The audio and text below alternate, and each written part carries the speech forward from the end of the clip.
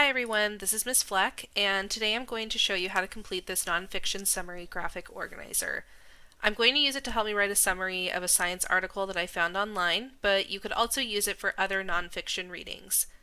So you'll see the first step is adding in your name and the date. I'm going to do that now.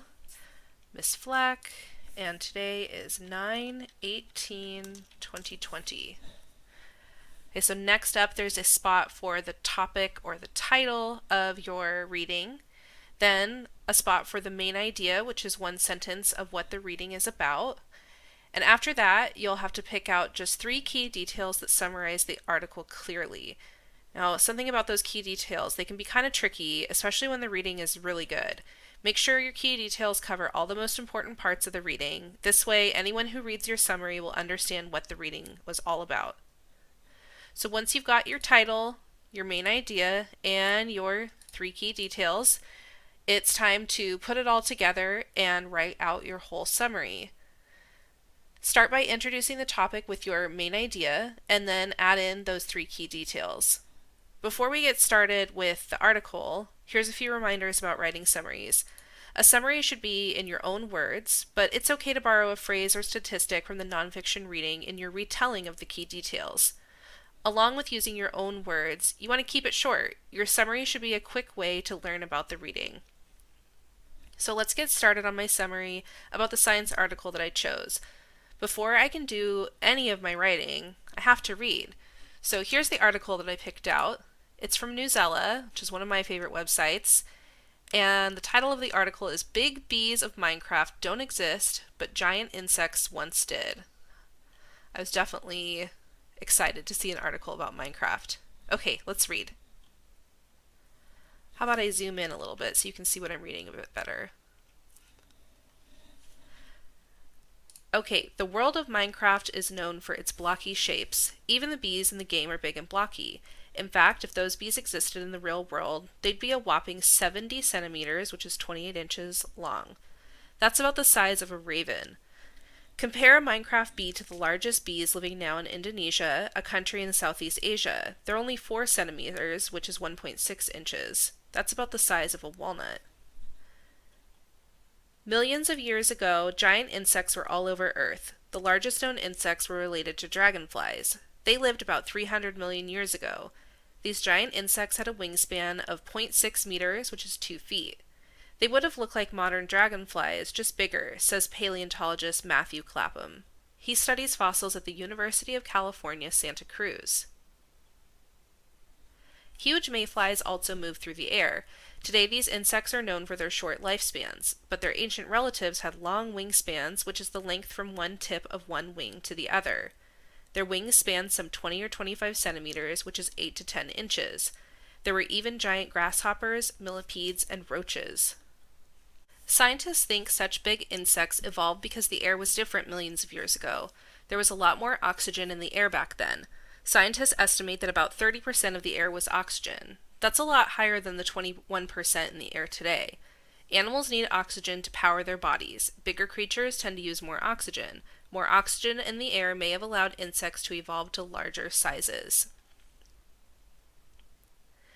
Clapham uses models that run on computers. They can help predict what can happen in certain situations. He uses models to study what the air was like millions of years ago. Computer models work by using data on what we know, such as oxygen levels and wingspans today, and calculating what we don't know. Oxygen levels and insect wing size seem to have changed together for much of insects' history, Clapham says. With falling levels of oxygen, wingspans shrank, and rising oxygen levels gave insects bigger wings. But then, around 100 million to 150 million years ago, the two seem to go in opposite directions, says Clapham. So even though oxygen levels were still up, insects got smaller. What happened? Birds first arose at that time, Clapham says, and birds eat insects. They could also compete with insects for other food. Birds helped put a limit on insect size. Even when oxygen levels were high, not all insects were huge. Bees have stayed roughly the same size. Ecology probably explains this, Clapham says. That's the relationship between plants and animals in their environment. Bees have to pollinate flowers, Clapham explains, and if flowers are not getting any bigger, then bees can't really get any bigger. So, could Minecraft's giant bees fly on Earth? Their body shape is a big strike against them. A blocky body is not very aerodynamic, says Stacy Combs. Combs is a biologist who studies insect flight at the University of California, Davis. An aerodynamic object allows air to flow smoothly around it, but blocky things tend to be slowed by drag, she says. Drag is a force that resists motion. Objects with more drag don't fly well. Aerodynamic objects do. It takes more energy to move a blocky object. Flying already requires a lot of energy, and so those blocky bees would need really big wings that require a lot of energy to flap. To get enough energy, Minecraft bees would need a lot of nectar, Combs says. Adult bees usually eat only sugar, so these guys would need giant flowers and tons of sugar water, she says. Maybe they could drink soda. Big bees buzz in Minecraft, but in our world, the blocky bees might starve and be stuck on the ground.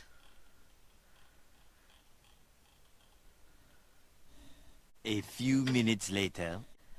Okay, first off, that was a good article. I really enjoyed it. I thought it would be more about Minecraft, but I still found it really interesting. I liked learning about the ancient insects, and I thought the part at the end about aerodynamics was cool too. So as I was reading, I had been thinking a little bit about what my key details might be.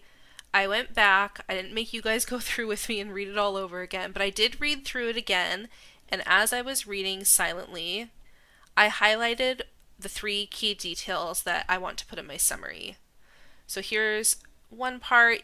You can see I highlighted it on Newsella. It's a special feature of it. You can highlight, and it gives you this little option here to highlight something. I don't need that, so I'm going to delete it. But that's how I got it to be highlighted in purple. So I've got something here. This was another key detail. And then kind of this whole paragraph, or this whole section at the end, I thought was good. I liked the first paragraph and the 4th paragraph, though. So I highlighted those specifically. And then I put everything over into my key details. And you can see, too, I added some quotes at the beginning and end because it wasn't my writing. And now it's time to put these key details into my own words. I'm going to write the whole summary now. Giant insects was my title. We already have the first sentence. We wrote it earlier. Giant insects of the past would not be able to survive today. Perfect. Okay. So here was my key detail number 1. Scientists think such big insects evolved because the air was different millions of years ago. There was a lot more oxygen in the air back then. Scientists estimate that about 30% of the air was oxygen. That is a lot higher than the 21% in the air today. Okay, so how might I summarize this first key detail in my own words? This is going to be the next sentence here. Let's see, so millions of years ago, the air was different. That's why the big insects evolved. Then there's the stats about 30% of the air being oxygen. Let's start with many millions of years ago. That gives us kind of a time frame, the when that we're working with. And here's the what. Insects were able to grow much larger. And why was that? I'm going to say because there was... I'm trying to decide if I want to talk about the statistics. I think I'm just going to say because there was a higher amount of oxygen in the air. Okay, looks good. I'm going to move on to key detail number 2. But then around 100 million to 150 million years ago, the two seemed to go in the opposite directions. Even though oxygen levels were still up, insects got smaller. So what happened? Birds first arose at that time.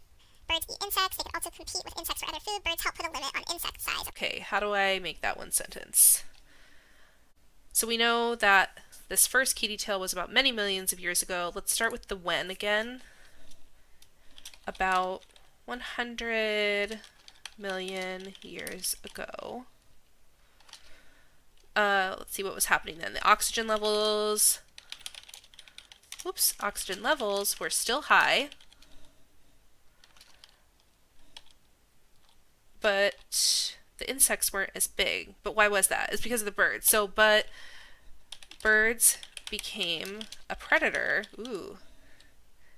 to insects and limited the insects' ability to grow. Okay, I think that summarizes this second key detail pretty well.